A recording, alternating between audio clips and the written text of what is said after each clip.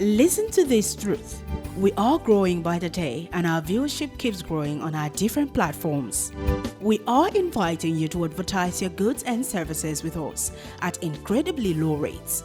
And do you have news for us? Script or video? Please contact us through our email address clearviewnewsroom@gmail.com or WhatsApp line 080-650-30-300. Again, 080-650-30-300. Welcome on board.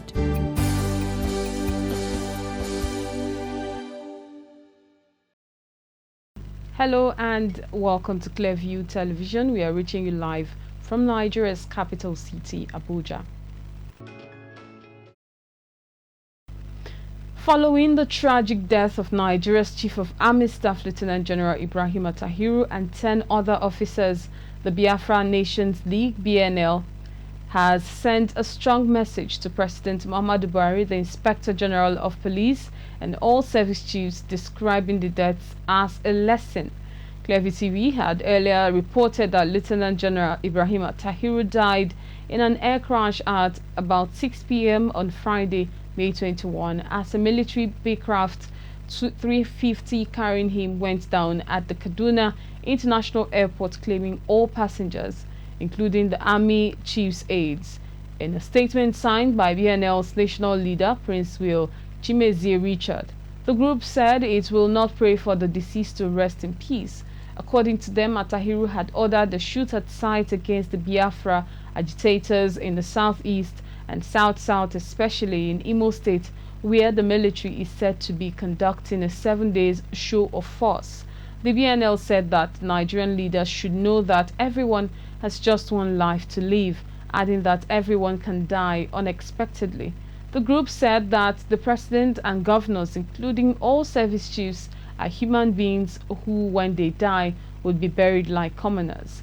They warned of more plane crashes ahead, adding that the more the government tries to kill its people, the more they die in plane crashes.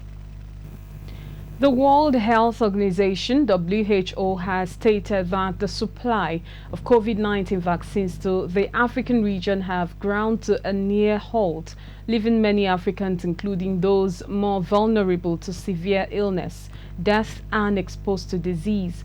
It further stated that so far, between February and May this year, only about 18.2 million doses of COVID-19 vaccines have been delivered to African countries through the COVAX facility, noting that COVID-19 vaccine shipments have slowed down in Africa because of reliance on India, which is currently battling the deadly pandemic. The WHO stressed that the push for COVID-19 vaccine manufacturing in Africa remains a lasting solution. The WHO Regional Director for Africa, Dr. Matshidiso Moeti, who made this known during a virtual press briefing on financing COVID-19 vaccines in Africa, urged richer countries who have vaccinated very significant proportion of their populations to share some of their COVID-19 vaccines with low and middle income countries. The Secretary General of the United Nations, Antonio Guterres, via Twitter said out of 1.4 billion COVID-19 vaccine doses administered around the world, less than 2% have reached Africa, noting that equitable and sustainable vaccine rollout worldwide is the quickest path towards a fast and fair recovery for all. And the Lagos-Ibadan rail line will be ready for commissioning within the next 2 to 3 weeks. So says the Minister of Transportation, Rotimi Amechi. He is confident that the date for the formal commissioning of the railway project will soon be made public after approval by President Muhammadu Buhari. The Lagos-Ibadan standard gauge line, being constructed by a Chinese firm, when completed, is expected to ease movement of goods and people within the southwest axis. During his latest monthly inspection of the multi-billion naira project, Amechi said the project is 90% completed, saying it will be ready by June. A lot of the equipment in the infrastructural development appear to be ready for commissioning. We are not 100% ready for commissioning, but if we're not around commissioning this, we're between 89 to 90%. ready for commissioning. We hope that in the next 2-3 weeks, we will be completely ready for commissioning, by which time we would have gotten a date from the president or from the office of the president. One thing that is clear is that by the time they give us a date, we will be working in ready for commissioning. Most of the works outstanding are the finishing works, rendering of the finishing, and the external works, internal decorations, and some equipment placement. The equipment are on ground, but placing them and testing and so on. So by and large, we hope if all hands are on deck and if the contractor really works hard, maybe deploy more additional hands and then maybe work more longer hours. I believe by the middle of June, our hope is to see that we get this project commissioned by middle of June. On the Warri-Itakpe and Abuja-Kaduna rail lines, whose tracks and components have been vandalized, the Transportation Minister directed the Managing Director of the Nigeria Railway Corporation, NRC, Fidet Okeria, to liaise with the appropriate agencies to ensure that the vandals and their masterminds are brought to book.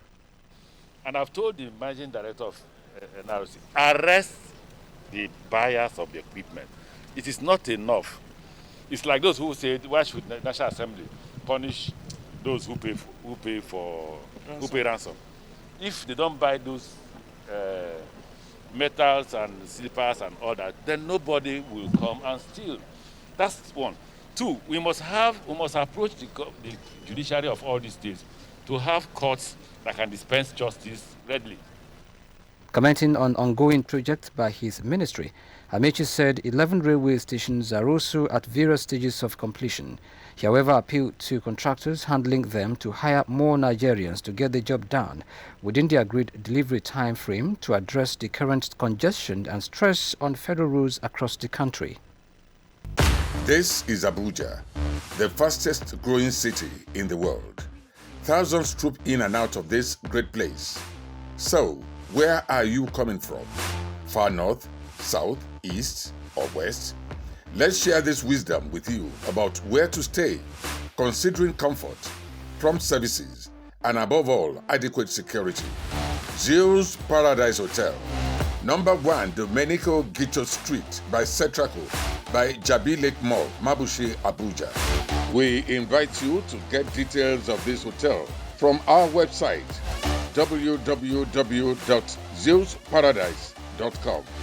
Telephone 0807 050 0062. Zeus Paradise Hotel.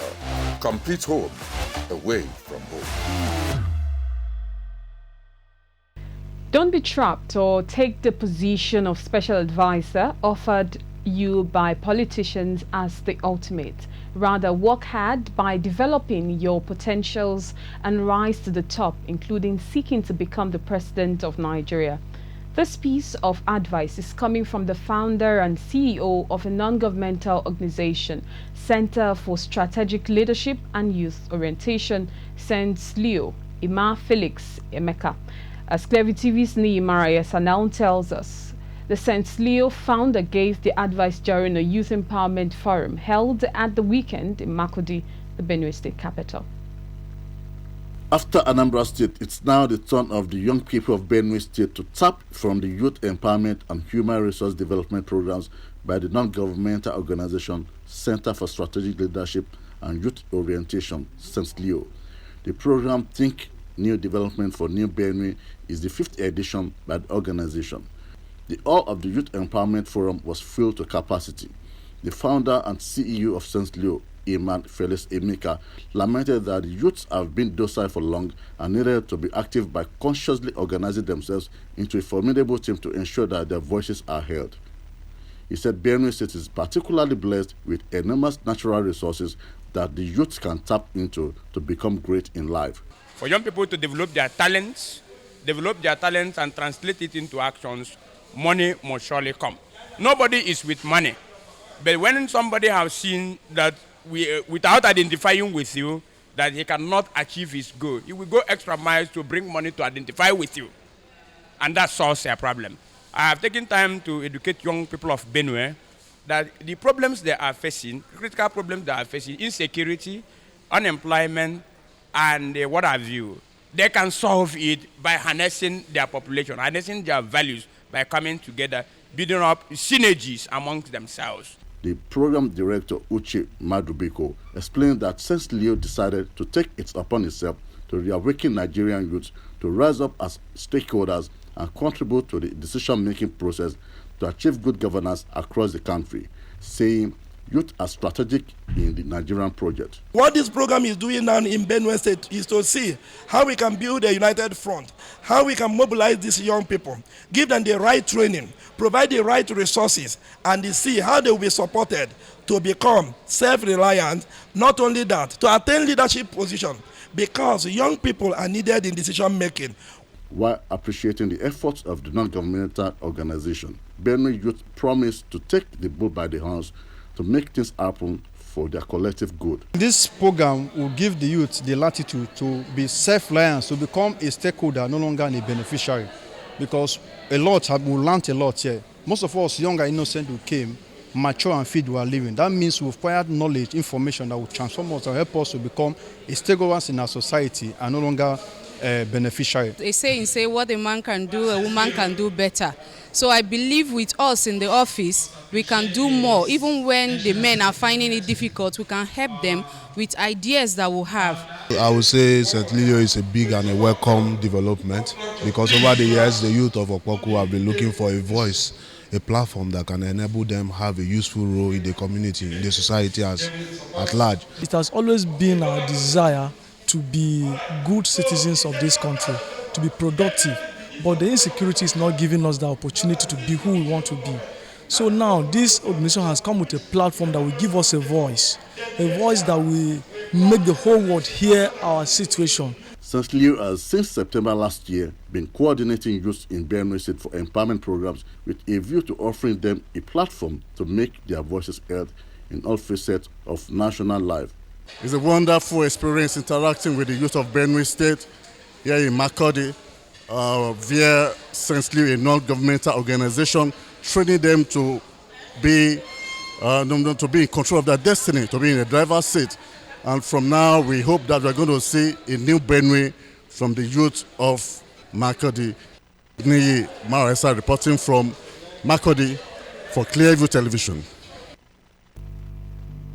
The Nigerians in Diaspora Commission, Nidcom, has described as most irrelevant and absolutely unintelligent criticism by the People's Democratic Party (PDP) that its town hall meetings abroad were not only economically wasteful but unnecessary. Nidcom, in a statement by its head of media and public relations, Abdul Rahman Balogun, explained that the town hall meetings are meant to brief Nigerian citizens abroad on the activities of the government back home, and this forms part of the Commission's statutory mandate. The statement therefore advised the PDP to engage in constructive criticism and not to criticize for criticism's sake. It noted that under the Buhari administration, Nigeria not only has a diaspora commission, but also a holistic diaspora policy, the first of its kind in Africa, targeted at harnessing the enormous potentials of millions of Nigerians excelling in all spheres abroad.